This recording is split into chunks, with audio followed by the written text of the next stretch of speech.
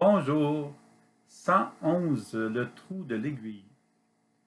Quelqu'un pose une question à Jésus. Seigneur, n'y a-t-il que peu de gens qui soient sauvés?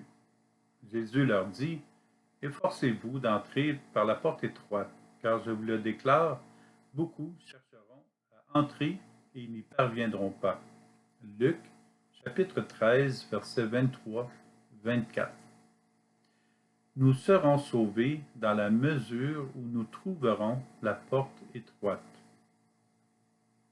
Il y a beaucoup de personnes qui se demandent, à la lumière de ce passage, si leur famille, leurs amis, leurs connaissances vont être sauvés s'ils ne trouvent pas cette porte, s'ils ne s'ouvrent pas à la volonté de Dieu.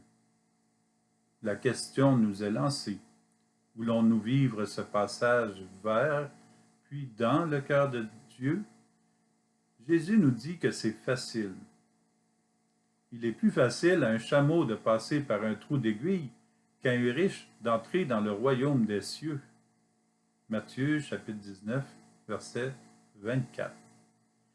Jésus dit que pour entrer dans le royaume des cieux, il importe de passer par le trou d'une aiguille et que le chameau y réussit facilement.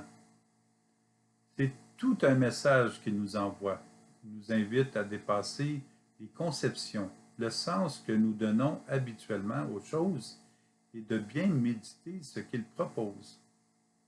La porte étroite, le trou de l'aiguille, c'est d'être attentif à ce que Dieu nous demande. C'est oser nous lever et marcher à la suite de Jésus afin de toujours trouver le chemin unique de la vérité et de l'amour qui conduit à la maison du Père.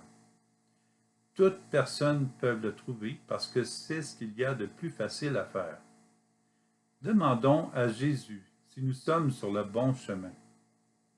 Est-ce que nous sommes dans la bonne voie, Jésus? Est-ce que nous faisons ce qui est bien? Est-ce que nous vivons le moment présent comme quelque chose de précieux à chérir et célébrer par de bonnes actions, de bonnes pensées, de bonnes paroles? Est-ce que nous sommes attentifs aux pauvres, non pas seulement à lui lancer des pièces d'argent, mais à l'aider aussi sur sa route ici-bas et l'aider à marcher sur ta route, Jésus? La réponse que Jésus nous propose est dans notre cœur.